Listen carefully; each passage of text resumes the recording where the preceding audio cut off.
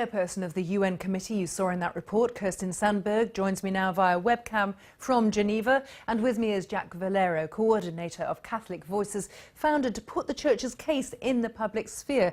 And Jack, if I can turn to you first, this does appear to be a deeply damaging report from the UN. Well, I think it's a missed opportunity. It's a hugely important topic. But I think there's so many problems with this report.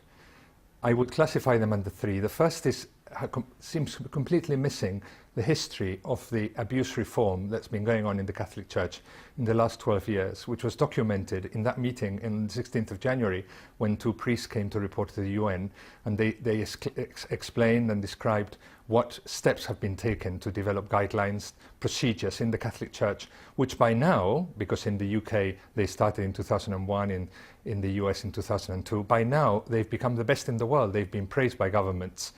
And they've led the way in the fight against sexual abuse of children, which is obviously a very important fight. This is the first problem. The second problem is a misunderstanding of how the Church operates. The Church is not a multinational where the Pope says something and this is trickled down to the children in all the millions of Catholic schools around the world. You know, the Catholic Church is very decentralized, and the application of the rules are down to each country.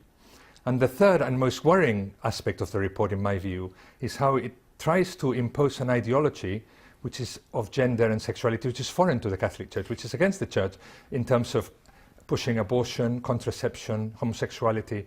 These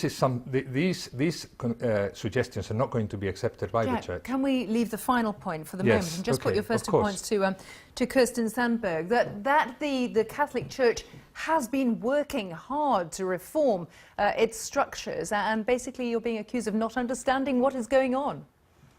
Well, we did get a description of what is going on, but it was not very detailed, and there's still a lot of work to do for the Holy See in this respect. And that's what we've been pointing out in our concluding observations, as we call them. And what about the point that, you know, the Catholic Church is not able to dictate by fiat what the separate churches around the world can do? It's more decentralized than that, not so easy to change policy. Yes, in one sense that's true, because they cannot dictate, as you say, but they can encourage, is the word that the Holy See themselves use when it comes to implementing the rights of the child all around the world. And of course the Holy See has a lot of influence on what is going on in the local churches through their bishops. They give guidelines, they have an authority which is really necessary to use in cases like this. And so, just Kirsten Sandberg, is there a single priority really that practically you could urge upon the Church to try to change the situation?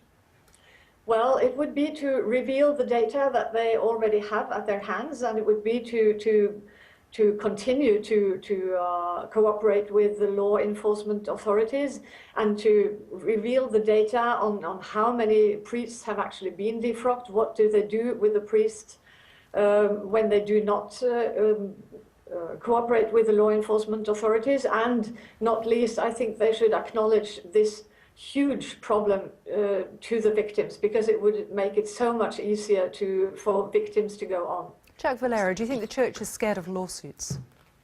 I don't think so. I think that millions of dollars have been paid to victims. I think the Church, after a long period of not getting it, now gets it. And but isn't that Kirsten's point about first. Talking to the victims, about acknowledging to the victims? Of course, we need and to more do that. Could be done. Well, it's interesting because, as I said, that we have procedures which are now the best in the world, and this was not reflected in the report. But Pope Francis established a committee in December, and he said this committee is to examine in the Catholic Church whether we are doing enough for the victims, because the procedures and the legal side is already taken care of. And she said, look, the Church can encourage all the different parts of the world, and indeed it did. It asked all the dioceses, you must have guidelines, they must be really strict, you must cooperate with the civil authorities. For example, in the UK, any accusation that's made goes immediately to the police. All the papers are given to the police. The police investigate everything. So you say you have much better procedures now than you used to have. But would you deny that abuse is still continuing? There are still abusive priests out there, possibly being sheltered? I don't think there are abusive priests being sheltered. I think you cannot. You will always have bad people. What we have now is procedures whereby if anybody does anything, and that's found out, that's immediately dealt with, and the police are brought in immediately, and if the accusation proves to be true, he's what we call laicized. He's expelled from the priesthood, and that happens now. We have good procedures, not only good procedures, let me put that to Kirsten Sandberg. Yeah. Let me just put that to you. Are you reassured by what you're hearing? Why do you think the church isn't doing enough?